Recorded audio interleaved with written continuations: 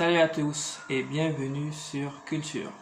Aujourd'hui, nous parlerons de Pharrell Williams, Angela Davis, il y aura le moment local, on parlera de la place des Palmistes et Culture Fun où nous parlerons jeux vidéo avec la PS5 et quelques jeux sur PS5.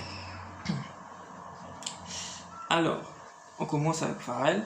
Donc Pharrell Williams, Lance Kilo, né le 5 avril 1973, est un rappeur-producteur américain, auteur, compositeur, créateur de mode et entrepreneur.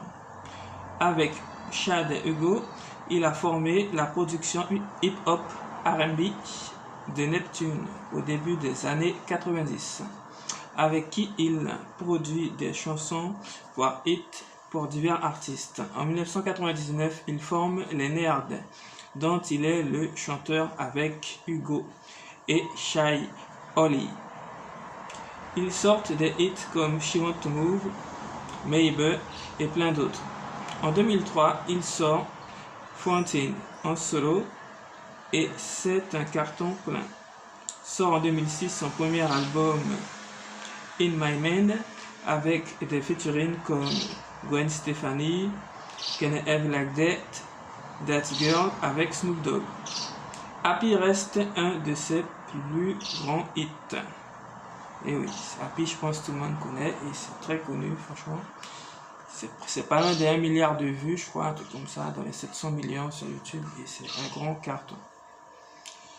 Voilà, on continue. Pour le film Moi moche et méchant, Get Lucky, avec Daft Punk, il a eu de nombreux prix, dont 13 Grammy Awards, dont 3 pour le producteur de l'année en 2017. Il produit Hayden Figures, qui est nominé aux Oscars, surnommé Skateboard Ice Cream, à la marque BBC Billionaire Boy Club. La légende de Virginia Beach est déjà au plus haut de sa carrière. Annoncé entre 2020 et 2021, Black Ambition, qui aide les jeunes entrepreneurs sur leur projet des baskets Race Women et une ligne de soins du visage Human Race pour la peau, sort la marque de basket Babe avec Nigo et fonde le label Star Trek avec Chad Hugo en 2002. Voilà, donc Pharrell Williams, c'est un producteur qui est devenu par la suite un rappeur. C'est-à-dire, en fait, c'était plutôt la production avec les Neptunes. Voilà, il avait son groupe avec Hugo, il faisait beaucoup de production pour beaucoup d'artistes. Ce que beaucoup de gens ne savent pas, ça fait depuis longtemps qu'il est dans le milieu de la musique. Voilà. Donc, j'ai quelques images, de toute façon, pour ceux qui ne connaissent pas. Voilà.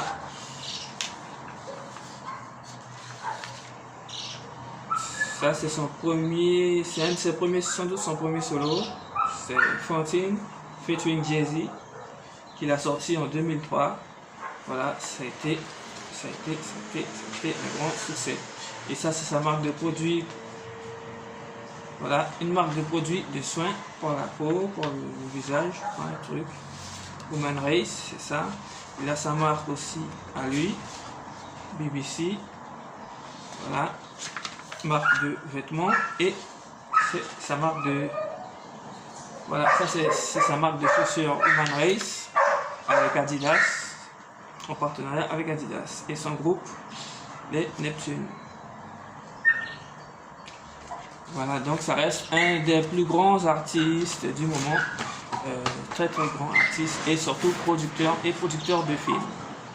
Dans le film Hayden Figures sorti en 2017 qui parle des femmes qui travaillaient à la NASA. Des femmes noires travaillant à la NASA, ce que beaucoup de monde ne savait pas. Voilà. Et c'est conclu pour Pharrell. Nous terminons sur ces beaux mots et nous continuons avec une dame dont je tenais à faire son documentaire, Angela Davis, parce que c'est une très grande dame. C'est vrai, on fait des grandes dames, c'est vrai, c'est début de numéro, mais c'est parce que voilà, il y a des gens qui font beaucoup de travail depuis des années et il faut vraiment mettre un peu de lumière sur eux aussi, comme on dit.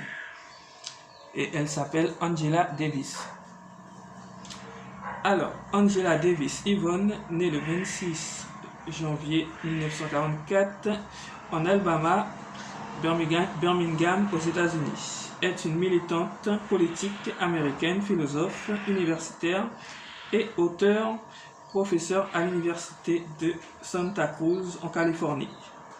Membre du Parti communiste américain, le CPUSA, et membre fondateur des comités de correspondance pour la démocratie et le socialisme.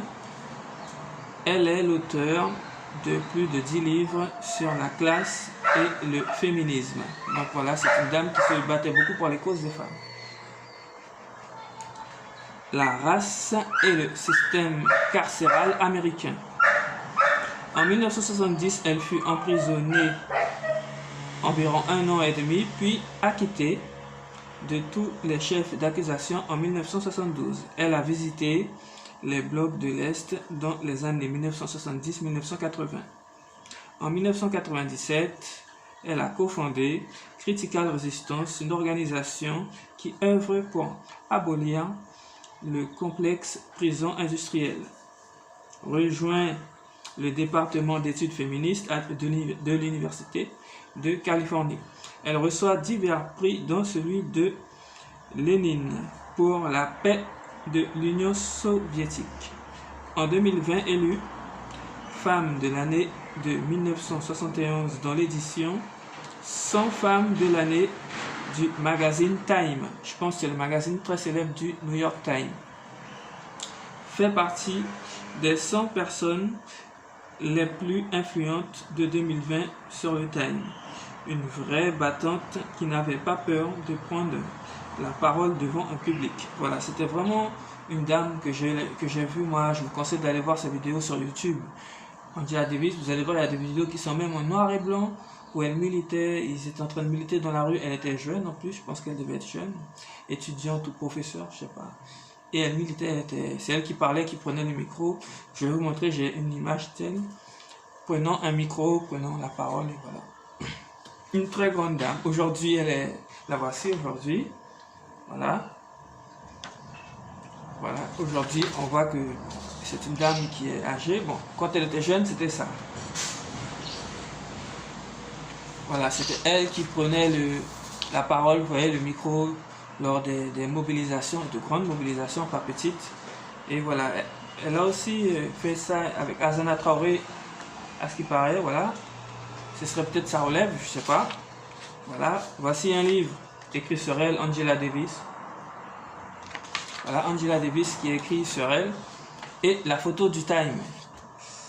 C'est pas rien. Voilà, c'est la photo du New York Times où elle apparaît. Et je peux vous dire, le New York Times, le Time, c'est un des plus grands magazines actuels au monde. Hein. Attention, c'est un très très grand magazine. Voilà, il y a aussi une autobiographie qui a été faite sur elle. Voilà, donc Angela Davis reste une des plus grandes dames influentes, tout simplement, de cette dernière décennie, année, et voilà, et c'est vraiment quelqu'un qu'il faut vraiment suivre. Si vous pouvez sur YouTube, vous verrez sa vidéo, c'est une dame qui envoie du panache. Voilà, donc nous allons continuer notre petite émission, voilà, de culture, toujours, avec, pour finir, en troisième partie, nous allons parler de la place des Palmistes. Voilà, tout le monde connaît cette belle place. Donc, elle s'étend sur 3 hectares et a été créée en 1821 par l'arpenteur du roi Sidney afin d'aérer la ville après la démolition des murailles en 1810. C'était un lieu envahi par les herbes qu'on nommait savane, mais qui prit son nom actuel lorsqu'ils y planta quelques années plus tard des palmiers royaux en provenance de Guisembourg. À cause des pluies, le gouverneur Chanel ordonna en 1925 de faire un réseau de canaux de drainage en ciment soit creusé autour du site, un dispositif que l'on voit toujours de nos jours. Il y avait une fontaine, Merlet, qui en 1957 fut remplacée par la statue de Félix Éboué. On y fait la fête de la ville de Cayenne en octobre. Donc voilà, c'est une place très jolie où on peut venir s'asseoir, se détendre, respirer un peu, passer un moment agréable en famille, entre amis, voilà, entre collègues de travail. Voilà, c'est un endroit magnifique où on peut venir se détendre. Voilà, j'ai quelques images de la place des Palmistes. Voilà, c'est très beau. Voilà, je conseille d'aller visiter pour ceux qui n'y connaissent pas ou pour ceux qui sont en vacances en Guyane, d'y aller. C'est très très très magnifique. J'ai une photo aussi en noir et blanc de l'époque. Voilà. On voit que à l'époque, sur l'image de l'époque, on voit qu'il y a beaucoup de palmiers. Et quand je regarde, je vois qu'il y a beaucoup de palmiers. Ça veut dire qu'avant, c'était une place qui avait beaucoup de palmiers et ils ont enlevé quelques palmiers justement parce qu'il y en avait beaucoup. C'est très impressionnant. Voilà, nous continuons avec le moment. Voilà, c'était le moment local avec la place des Palmistes. Là, nous allons passer au Culture Fun et nous allons parler de la PS5. Donc la PS5, tout le monde connaît à peu près la console. Voilà. Voilà, donc la PS5, elle est sortie en 2020. Voilà, sa sortie fut difficile à cause de la pandémie qui fait qu'il fallait la précommander en ligne sur Internet, une vraie galère. Certains ont même profité pour la vendre à plus de 1000 €. À ce qui paraît, il y a des PlayStation 5 qui se sont vendus, je ne vous mens pas, à ce qui paraît à 1000 €, 1500 €, 2000 € en métropole et même je pense dans le monde. Parce que c'est des petits fortunés qui ont la chance d'avoir les moyens et qui se sont servis peut-être voilà quoi, du moment de la pandémie pour vendre la PlayStation 5 à un prix de malade. Que même moi qui suis passionné de jeux vidéo, j'aurais pas acheté. Je ne me vois pas acheter une PS5 à 2000 € ou 3000, 5000 €. Surtout pas. Donc voilà. Et nous allons voir aussi quelques jeux qu'il y a sur PlayStation 5 qui sont bien. Voilà, ça. C'est Spider-Man Miles Morales, sorti en 2020 avec les studios Insomniac.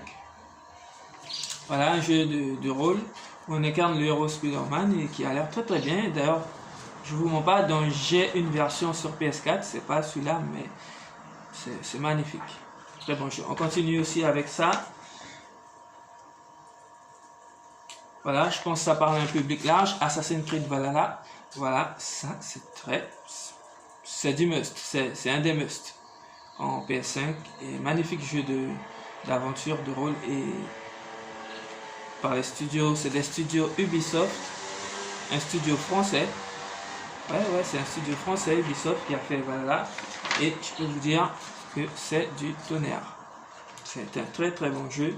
Il y a aussi Crash Bandicoot 4 It's About Time.